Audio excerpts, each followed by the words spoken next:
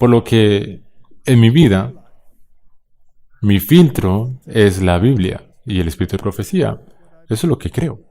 No tengo que creer nada más. Si hay algo más en un credo, por ejemplo, entonces ese credo solo puede aceptarse si está en armonía con la Biblia y el espíritu de profecía. Lo mismo con cualquier otra persona.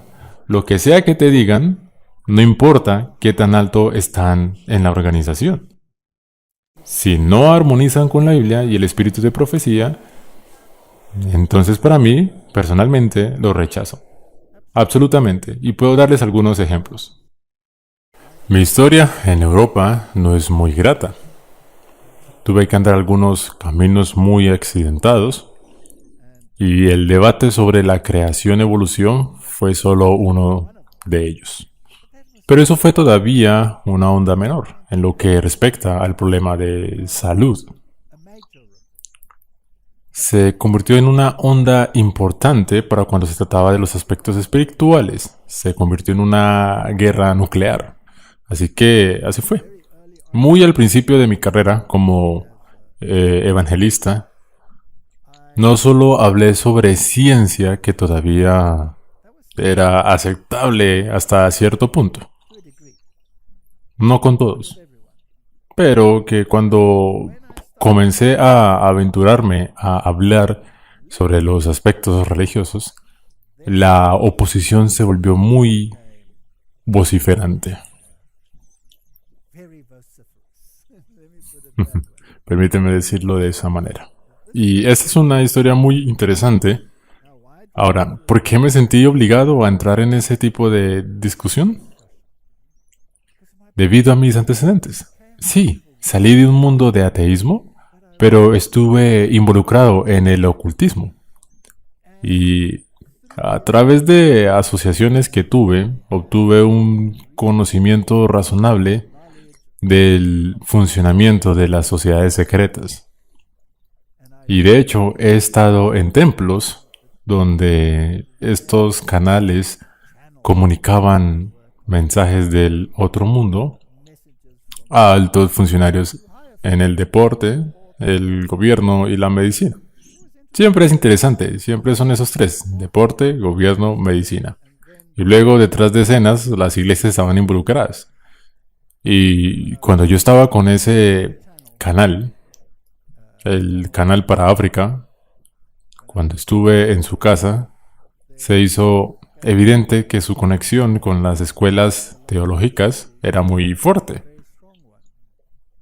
Lo cual es asombroso, porque ¿qué tiene que ver el luciferianismo con las escuelas teológicas, cierto?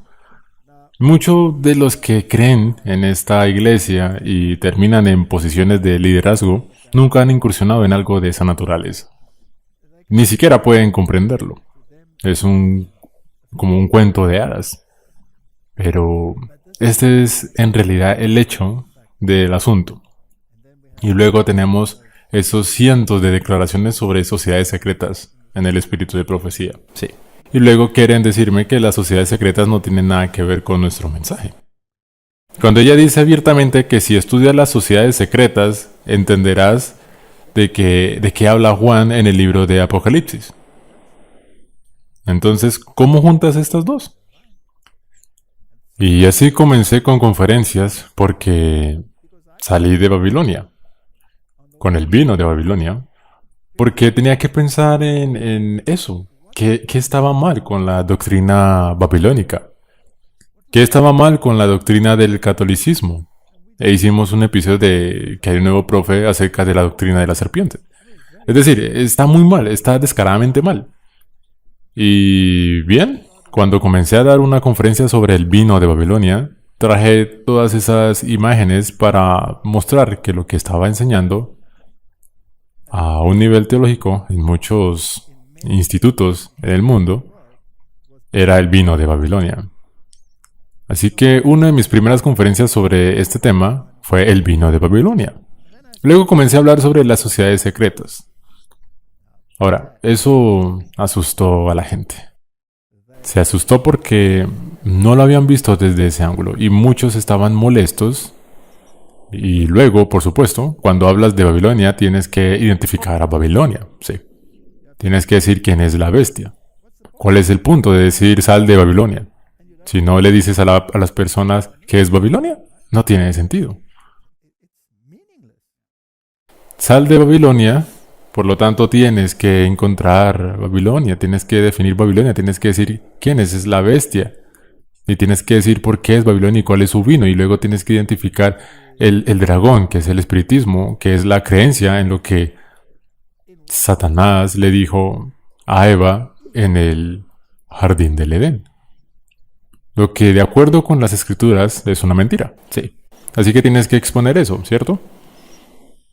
Si estás incursionando en relaciones ecuménicas, esto se vuelve muy, muy embarazoso. Seamos bastante claros sobre esto. Digamos esto abiertamente.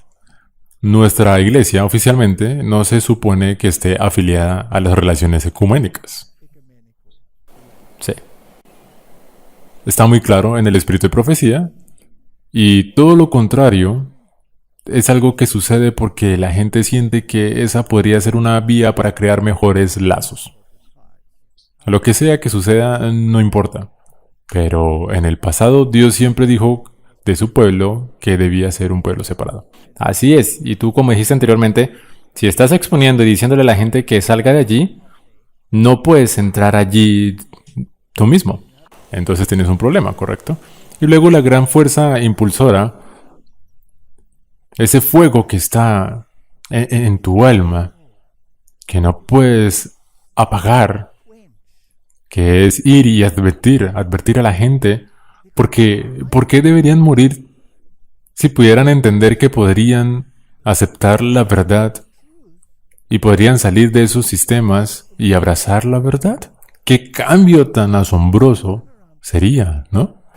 Si puedo hacerte una pregunta aquí, ¿cuántas personas que aceptaron el mensaje y salieron de allí, vinieron a ti y te preguntaron, ¿por qué me sacaste de ahí? No, todos dijeron gracias, todos y cada uno de ellos.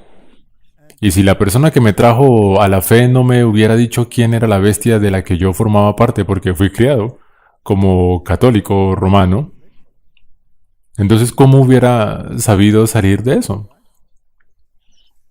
Tan pronto cuando comencé con esas primeras conferencias de El vino de Babilonia y el capítulo 13 de Apocalipsis, recibí una llamada telefónica de uno de los líderes en Europa. De hecho, del escalón más alto de liderazgo en Europa, de la división. Y le habían anunciado sobre lo que iba a hablar. Y había un folleto que se había impreso sobre lo que iba a ser mis conferencias en algún lugar, sobre ciencia, sobre la evolución. Pero también había otras conferencias que trataban con estos temas, como el vino de Babilonia, por ejemplo.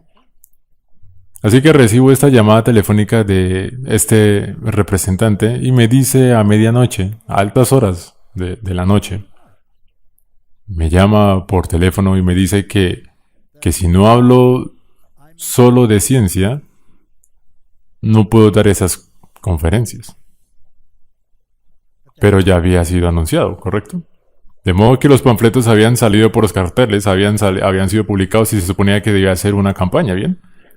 Así que él me dice que no puedo hacer eso. Por lo que yo dije, ¿por qué no puedo hacer eso? ¿Qué hay de malo en eso?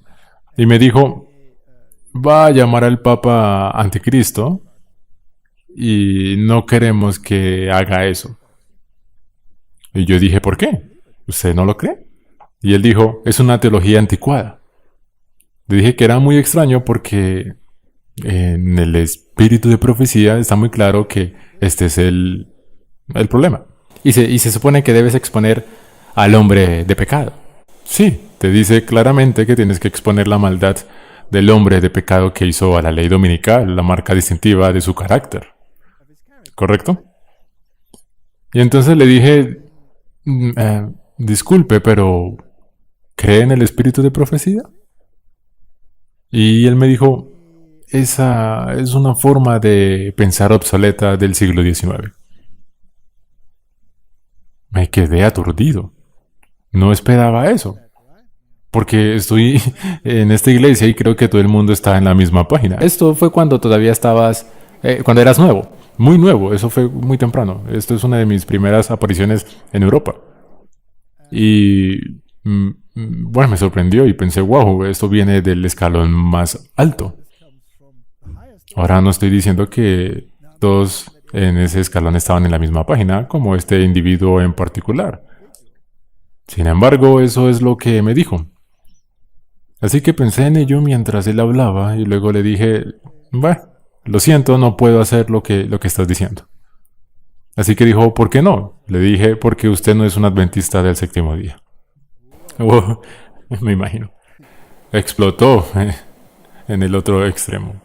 Así que dije, no, usted no lo es porque cuando entré en esta iglesia, acepté los puntos que estaban en el certificado bautismal y los acepté como puntos esenciales de las enseñanzas de esta denominación.